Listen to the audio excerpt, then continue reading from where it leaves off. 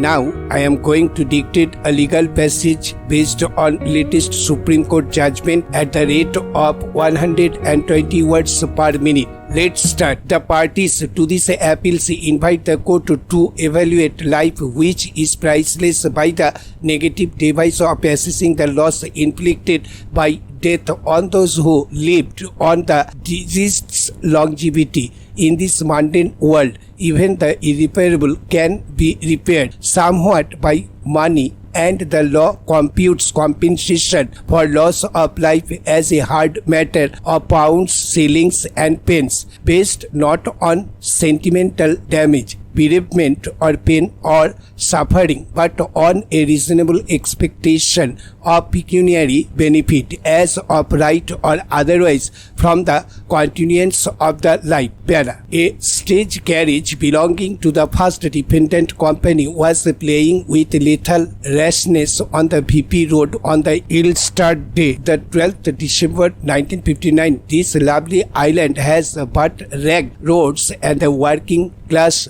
denizens who make a livelihood by employment outside the island depend largely on buses for their daily journeys. Three such workmen by name Andy, Joseph, and Raphael, all employed in Kolkata Brothers, were on their way to their workplace in the morning that day. According to the plaintiffs, the first dependent's overloaded bus, propelled recklessly by its driver, burst against a water pipe pillar, turned turtle, and as a result several persons sustained serious injuries, of whom the three men later succumbed to their injuries and died.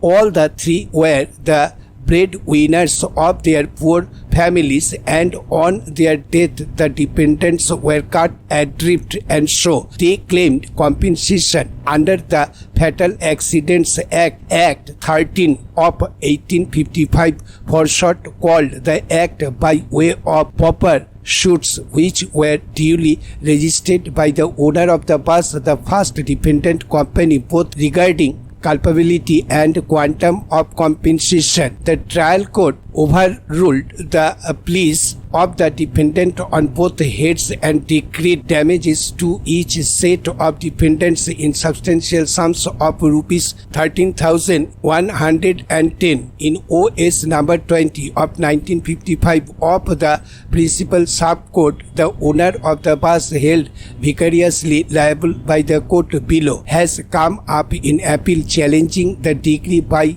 raising contentions frivolous and serious in a desperate effort may be to escape all liability under the Act. The recklessness of the driving is matched only the recklessness of his pleas about culpability. For instance, in his written statement, the mishap is blamed on the bad condition of the road, and in the appeal memorandum an audacious but confessional contention of voluntary non-fit injuria is seen raised. The dangerous and treacherous state of VP roads, it is pleaded, almost induces accidents. If that be so, and perhaps it is government is luckily that few people are conscious of their right to claim damages from it where the injury is reasonably occasioned by its misfeasance. However, such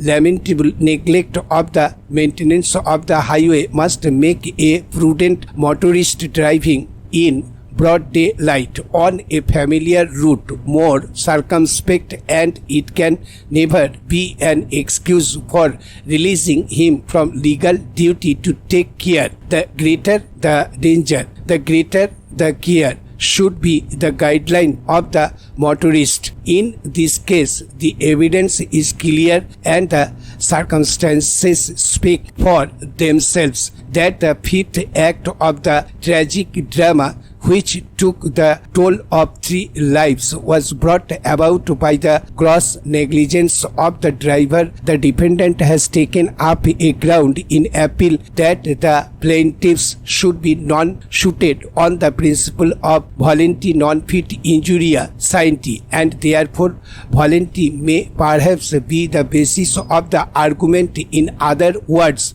the plea of the owner is that the reckless driving of his buses is so chronic and notorious that anyone who steps into them must be deemed knowingly and willingly to be walking into a death trap. Now that the plea has been unhesitatingly abandoned by counsel who realized the implication, I can only remark further, forgive them, for they know not what they do. Stop. Thank you.